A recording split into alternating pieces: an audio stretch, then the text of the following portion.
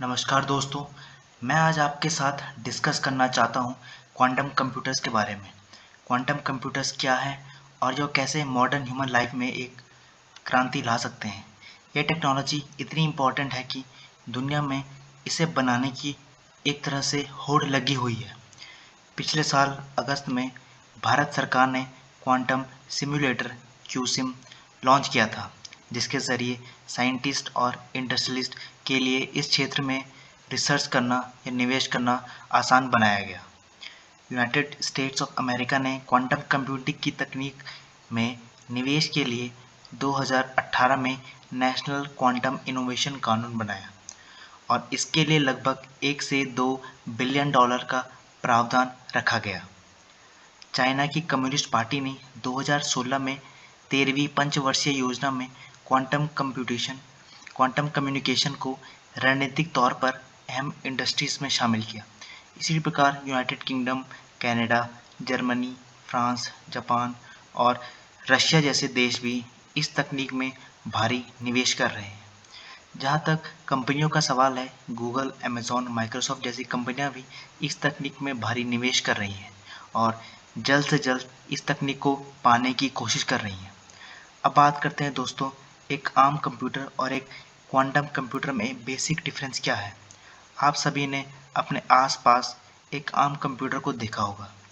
एक आम computer information को 0 और 1 में प्रोसेस करता है।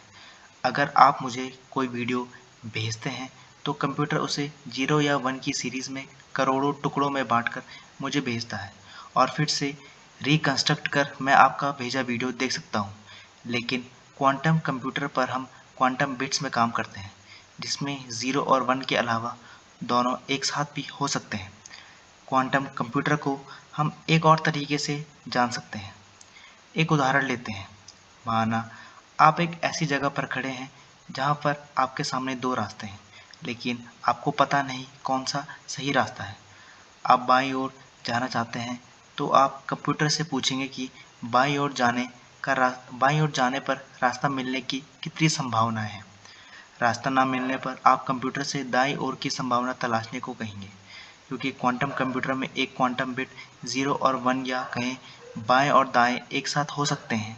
आप एक साथ दोनों संभावनाओं को तलाश कर सकते हैं। हम कंप्यूटर की तुलना में क्वांटम कंप्यूटर में कुछ सवाल के जवाब तेज़ी से ढूंढे जा सकते हैं, क्योंकि क्वांटम कंप्यूटर एक टाइम में कई संभावनाओं पर काम करता है।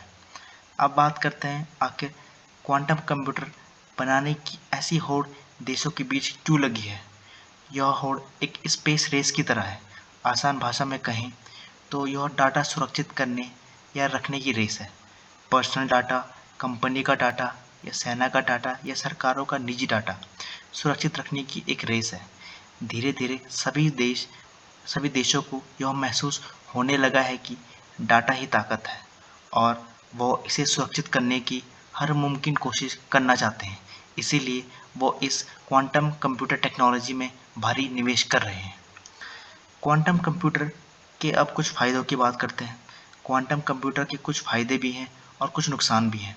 सबसे पहले बात करते हैं इसके फ़ायदे की।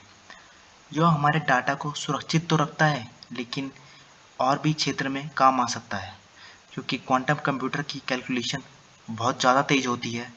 यह लगभग लगभग आधुनिक कंप्यूटर को हर क्षेत्र में रिप्लेस कर सकता है।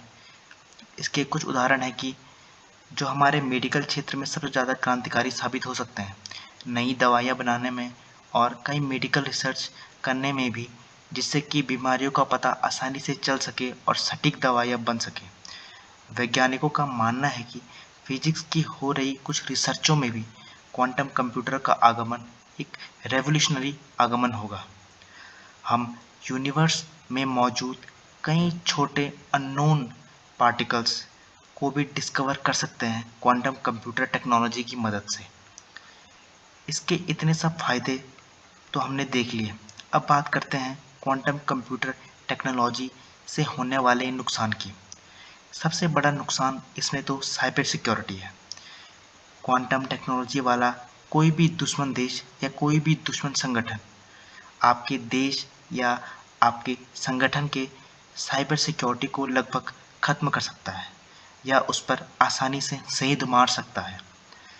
इस टेक्नोलॉजी के आने के बाद कोई भी संगठन बहुत ज़्यादा मजबूत हो जाएगा और जो बहुत बड़ी चिंता की बात है।